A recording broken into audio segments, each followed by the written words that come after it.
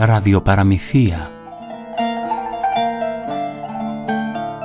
Συνομιλούμε, φίλοι μας, με την κυρία Μαρούλα Παπαευσταθίου Τσάγκα.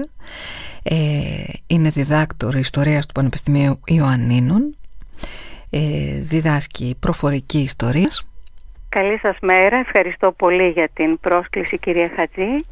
Ας ξεκινήσω από τα πρώτα μου χρόνια, τα παιδικά, λέγοντας πως το έναυσμα για αυτήν την επιθυμία μου να προχωρήσω και σε μια συστηματική έρευνα αργότερα δόθηκε από τις προφορικές αφηγήσεις της οικογένειάς μου, καθώς νιώθω ότι ζούσα σε ένα περιβάλλον αφηγήσεων. Οι γιαγιάδες μου από το Πογόνι και το Ζαγόρι αντίστοιχα είχαν τους συζύγους τους που είχαν λάβει μέρος στον πόλεμο του 40 και εκείνες βεβαίως ζήσανε, γιατί οι παππούδες χάθηκαν, ώστε να έχουμε συνεχώς τις αφηγήσεις στα αυτιά μας από τα ηρωικά εκείνα και δύσκολα χρόνια, στα οποία εμείς συναρπαζόμαστε και τις βάζαμε διαρκώς να επαναλαμβάνουν και να πλουτίζει η ψυχή μας από όλο αυτό το υλικό. Το Ζαγόνι και το Πογόνι ήταν στην καρδιά των γεγονότων και όντως ζήσανε εκείνοι του Πογονίου την εισβολή των Ιταλών πάρα πολύ γρήγορα, γιατί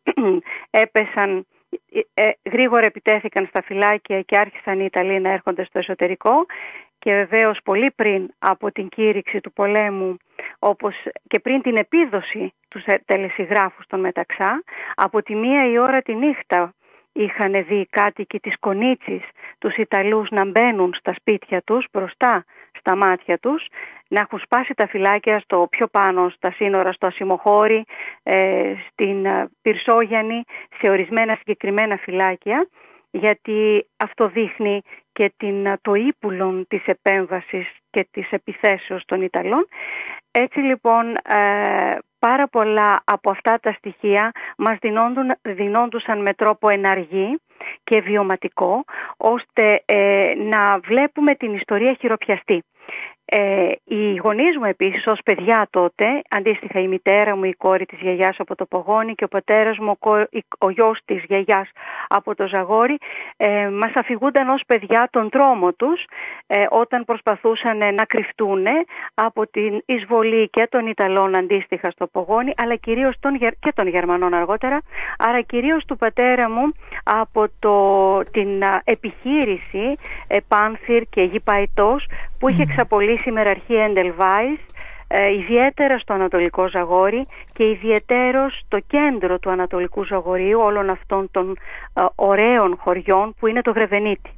Καθώς το Γρεβενίτη ήταν κέντρο των ανταρτών της αντίστασης, της ενοποιημένης στην αρχή εθνικής αντιστάσεως κατά των Γερμανών.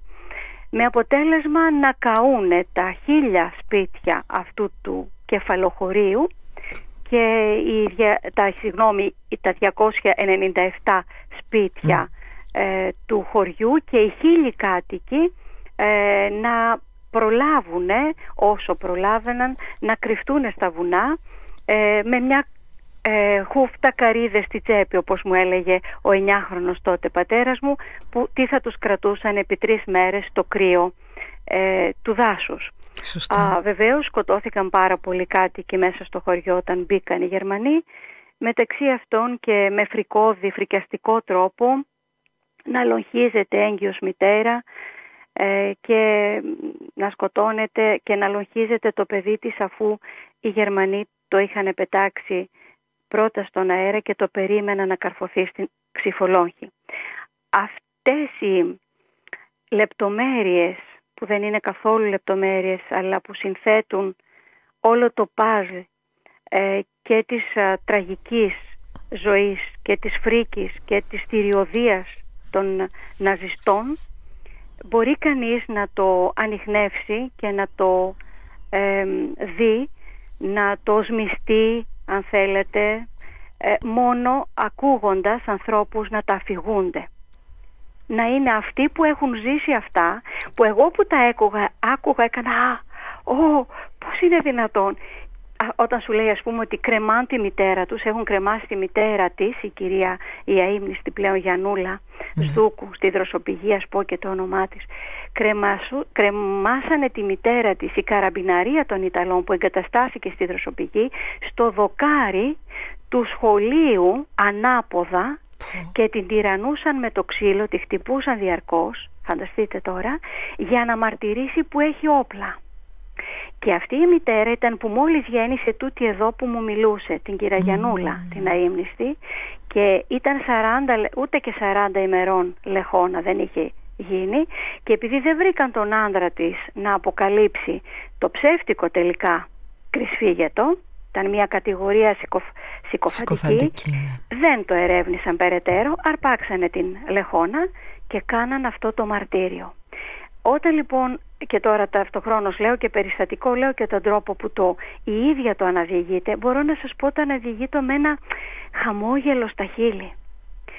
Αν πιάσει κανείς λοιπόν και σκεφτεί ότι όλοι αυτοί οι άνθρωποι πιστοποιούν αυτό που λέει το με το χαμόγελο στα χείλη, το τραγούδι που τραγουδάει Βέμπο, θα δει ότι όχι μόνο όσα μας λέγαν και διαβάζαμε και διδάσκουμε κι εμείς στους μαθητές μας δεν ήταν υπερβολές ή δεν έγιναν για να εξάρουν το εθνικό φρόνημα με έναν τρόπο, να τολμήσω να πω, και ας μη θεωρηθεί ασέβεια, κούφιο, αλλά είχαν πολύ περισσότερο περιεχόμενο από αυτό που έχει φτάσει και στον τελευταίο μαθητή ενός δημοτικού σχολείου όταν κάνει μια σχολική γιορτή.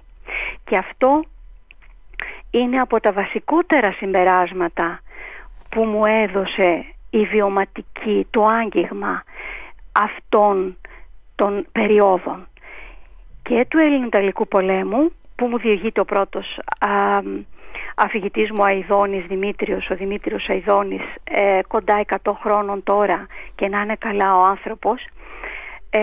Ο ενθουσιασμός ήταν τόσο έκδηλος που ο ίδιος μάλιστα και σε πάρα πολλές περιπτώσεις αναφέρει ποιητικό το τρόπο, ωραία σατυρικά ποίηματα, τα οποία μάλιστα απέδωσαν και το ιταλικό τελεσίγραφο με χιουμοριστικό τρόπο. Αν έτσι μπορώ αμέσως να σας το δείξω, μπροστά μου το έχω, να ακούσετε πώς είναι δυνατόν οι άνθρωποι μέσα σε αυτήν τον πανικό που ένιωσαν όταν είδαν ότι τους επιτίθεται μια ολόκληρη αυτοκρατορία και υπόθηκε το όχι, να σας πω αμέσως πώς έδωσαν σε ένα τελεσίγραφο ιταλικό την αποτύπωση της άρνησης των Ελλήνων. Θα σας το δώσω σε λιγάκι να το βρω ένα λεπτό, αφού σας πω στο μεταξύ ότι όλοι οι Έλληνες ανταποκρίθηκαν και ενώθηκαν στην ομόψυχη ανταπόκριση χάρη και στην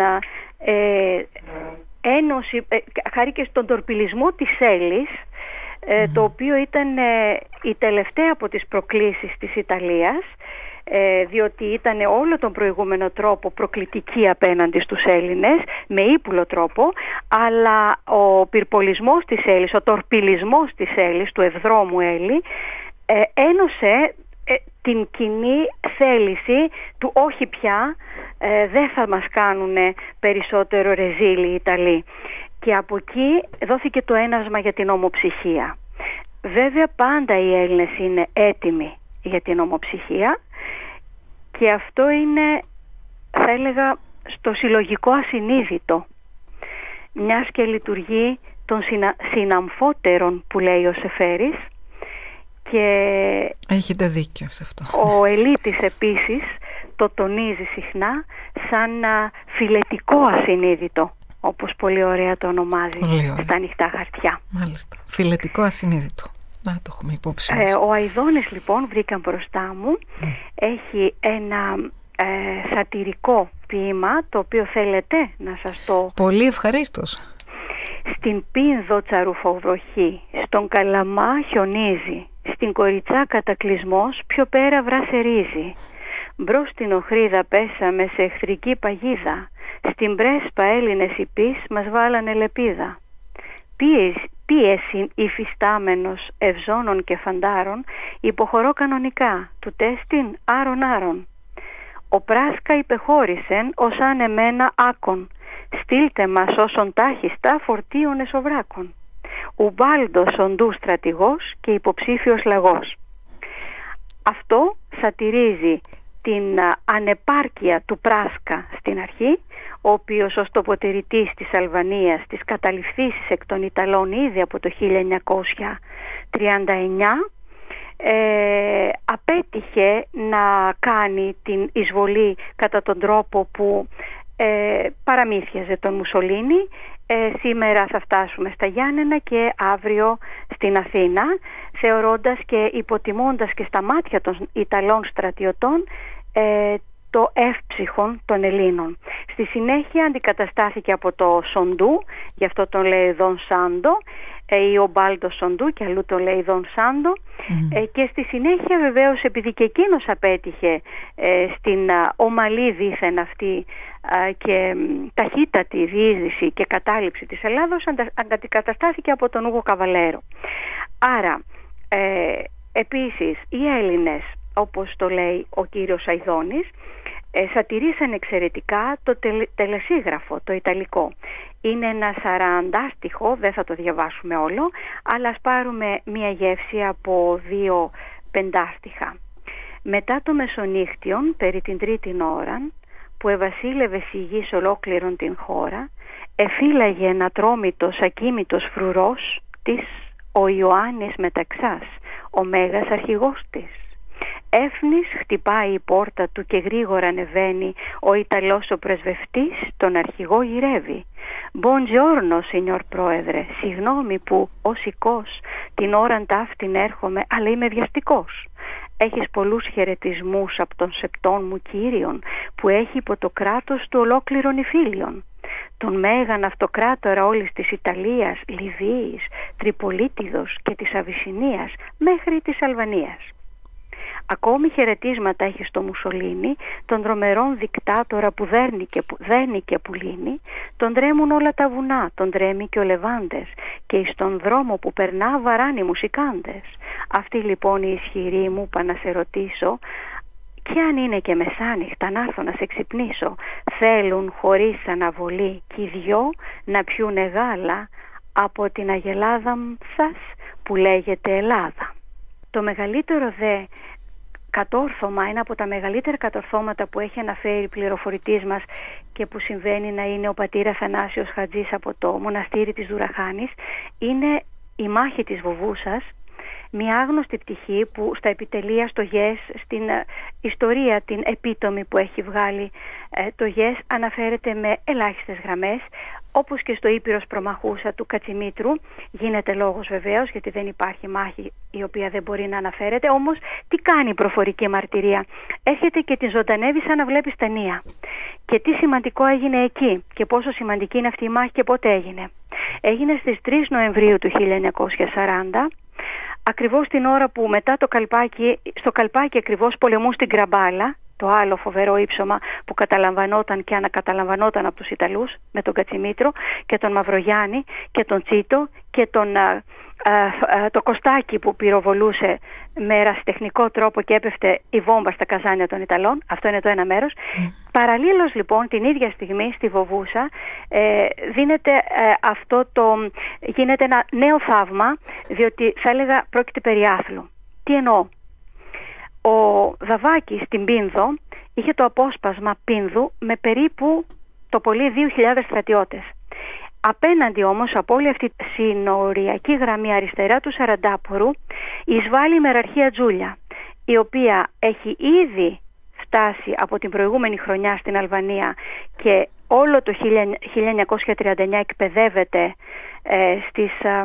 στις ορεινές επιχειρήσεις ούσα η ίδια αλπινιστών μεραρχία, με παγοπέδιλα που έχω βάλει και μέσα στο βιβλίο της φωτογραφίες από συλλογή προφορικού μου μάρτυρα, σιδερένια πάνω από τα τεράστια άρβιλά τους για να πατούνε μέσα στα χιόνια. Αυτό το λέω και για μια άλλη αίσθηση του πόσο ο Δαβίδ πολεμούσε απέναντι στο Γολιάθ, την ώρα που οι δικοί μας κατουντούσαν ξυπόλυτοι και 3 μέρες νηστική. Ιδιαίτερα στον τομέα αυτόν της Πίνδου λοιπόν, που εστάλει ο Δαβάκης ως έφεδρος, επειδή ήταν έμπειρος από την Μικρασία, να συλλέξει, να έχει μερικούς λόχους εκεί. Στείνεται λοιπόν απέναντι σε 15.000 που εισβάλλουν σε διάφορα σημεία, διατρυπούν τα σύνορα και περνάνε τον Σαραντάπορο και έρχονται στην Λικόραχη, έρχονται στο Κάντσικο, στη Δροσοπηγή, από όπου έχω καταγράψει σημαντικές μαρτυρίες, άλλωστε ήταν χωριό του συζύγου μου και είχα αυτή τη δυνατότητα, και στείνεται στον προφήτη Λία και στην Τσούκα, κάτω από τη Φούρκα, μεταξύ του Κάντσικου και της Φούρκας, η αντίσταση υπό τον Αλέξανδρο Διάκο, τον λοχαγό, τον αξιωματικό της Δωδεκανήσου, ο οποίος βεβαίως με πάρα πολύ δύναμη αντιστέκεται και με τη βοήθεια του δικού του Ντάσκα εναντίον των Ιταλών, αλλά στο τέλος πέφτει, και μάλιστα πολλοί λένε ότι δεν έπεσε με κατευθείαν πόλεμο, αλλά από κάποιον ο οποίος του έστησε, και μάλλον από τους προδότες, θα λέγαμε, της γείτονος χώρας που συνέπραξαν, του έστησε καρτέρι και τον χτύπησε, τον παραμόνευε ειδικά να τον χτυπήσει. Αυτή λοιπόν η υποχώρηση άτακτη που συνέβαινε στην Πίνδο έκανε έναν λόχο από αυτούς, τον λόχο του Παπά, του Αναστάσιου Παπά, να φύγει, ήταν της Μόλιστας, πολεμούσε στη Μόλιστα, να φύγει από το Κεράσοβο, χωρίς να το καταλάβει. Έπρεπε να συμπτυχθεί, γιατί άρχισαν να συμπτύσσονται για να δουν τι θα κάνουν τα απομεινάρια του Δαβάκη, μέχρι που ήρθε ο βραχνός και να γίνει η ανασύσταση. Και πέφτοντας πλάι-πλάι, δεν ξέρω αν ο ακροατής τώρα έχει το χάρτη στο μυαλό του, από την Κόνιτσα προς τα δεξιά, προς το Δίστρατο, πέφτει στη Βοβούσα. Η Βοβούσα είναι στο τέλος του Ανατολικού Ζαγορείου. Είναι το τελευταίο και πιο απομακρυσμένο χωριό. Καμία επικοινωνία με τον κόσμο, ούτε τηλέφωνα, ούτε ξέραν καν αν κηρύχτηκε ο πόλεμος και τι έγινε και στο Καλπάκι. Φυσικά δεν ακουγόταν ούτε ήχοι, όπως τα Γιάννα που ακούγαμε, κανονιοβολισμούς άκουγαν οι γενιώτες. Λοιπόν, ξαφνικά βλέπουν να καταλήγει εκεί αυτός ο λόχος υπό τον Θεσσαλό, μάλλον της Βιωτίας, ηρωικό λοχαγό, ο οποίος, μη ξέροντας που βρίσκεται, λέει: παιδιά, που βρίσκομαι? Λέει: είσαι στη Βοβούσα. Και μάλιστα κάποια παιδιά που παρακολουθούσαν και παίζανε και βλέπανε και τα λοιπά, λένε: έρχονται οι Ιταλοί από το βάθος.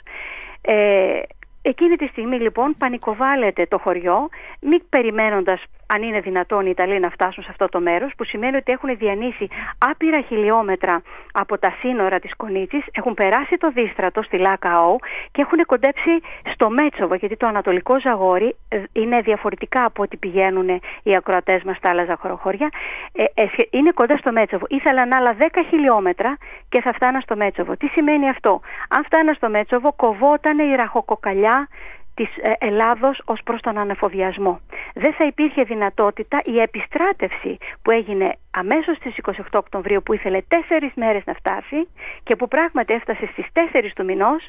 Δεν θα υπήρχε περίπτωση να βοηθήσει, ακόμη και αν έφτανε έγκαιρα, αν είχαν πιάσει το Μέτσοβο. Εκεί λοιπόν ήταν το τάγμα Παπαβασιλείου στο Μέτσοβο, με ένα κακό σήμα που υπήρχε. Μιλάει ο λοχαγός Παπάς στον Παπαβασιλείου, του λέει ο Παπαβασιλείου: κράτησε όσο μπορείς και θα έρθουν ενισχύσεις.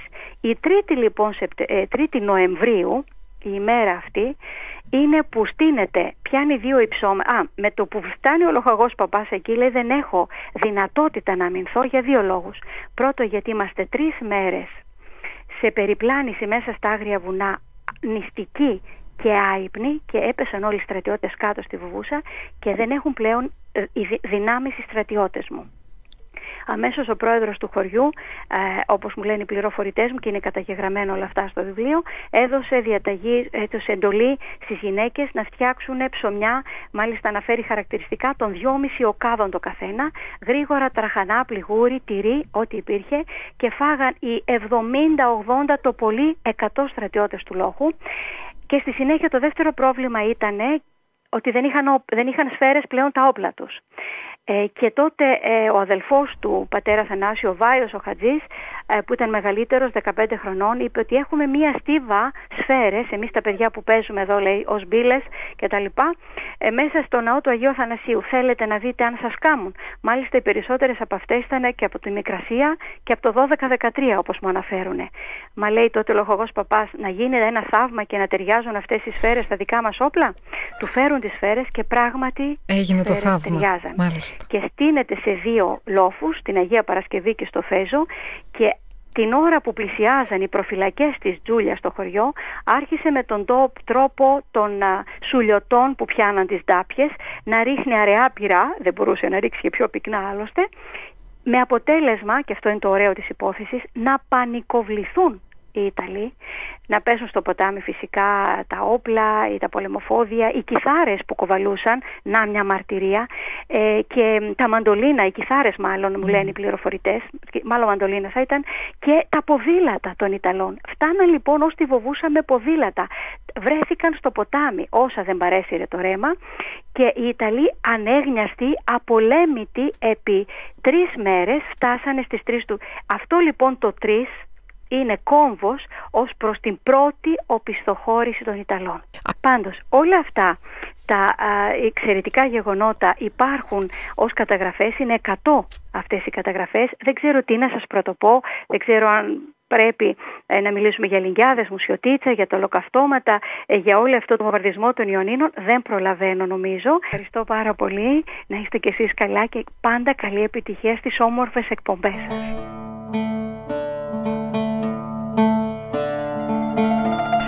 Ήταν η κυρία Μαρούλα Παπαευσταθίου. Κάπως έτσι και με αυτές τις ιστορίες, αν τις μαθαίναμε στα σχολιά μας, δεν θα μπέρδευαν οι μαθητές μας την 28η Οκτωβρίου με την 25η Μαρτίου.